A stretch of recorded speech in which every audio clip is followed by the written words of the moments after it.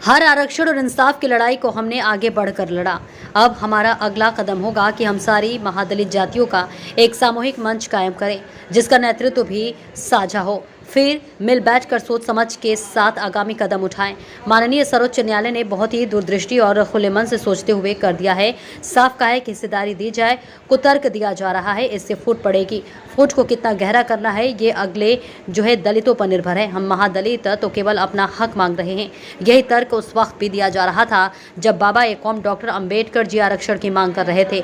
तब भी यही कहा जा रहा था कि इससे देश में फूट पड़ जाएगी, देश कमजोर होगा। और ऐसे तर्क आज दलितों में फूट डालने वाले अगड़े दलित दे रहे हैं। इन तर्कों के उलट ऐसी बहुत सी मिसाल है कि यदि सारा आरक्षण हड़पने वाले अगले दलितों में फूट डालते हैं। पहली मिसाल मायावती जी की ही ले लीजिए।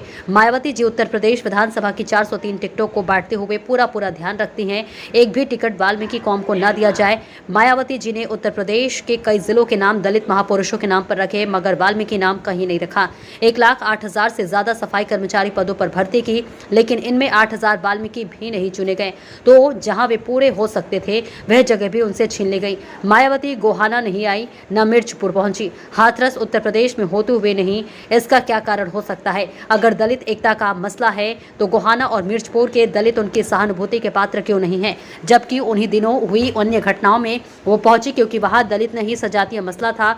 मायावती की तरह की कांग्रेस में भी दलित नेत्रियां हैं। एक होटल अटल सरकार के समय बनाई गई, नाम था वाल्मीकि अंबेडकर आवास योजना। जैसे ही कांग्रेस की सरकार बनी, दोनों सक्रिय हुई और उस योजना में वाल्मीकि नाम हटवा दिया। कभी इन्हीं अगड़े दलितों ने नारा लगाया, जिसकी जितनी संख्या भारी उतनी उसकी हिस्सेदारी। फिर कहा कि 6,000 जातियों को जोड़ा जाएगा, 85% बात करने लगे। और अब जब सच में अमल में लाने की बात उठी तो अपने बड़े भाइयों महादलितों के विरुद्ध खड़े उठे हैं। हम आज भी केवल हिस्सेदारी ही चाहते हैं, जो कि हमारा हक है। जहाँ तक दलित एकता की बात है, हमने तो हमेशा आगे बढ़कर लड़ा है।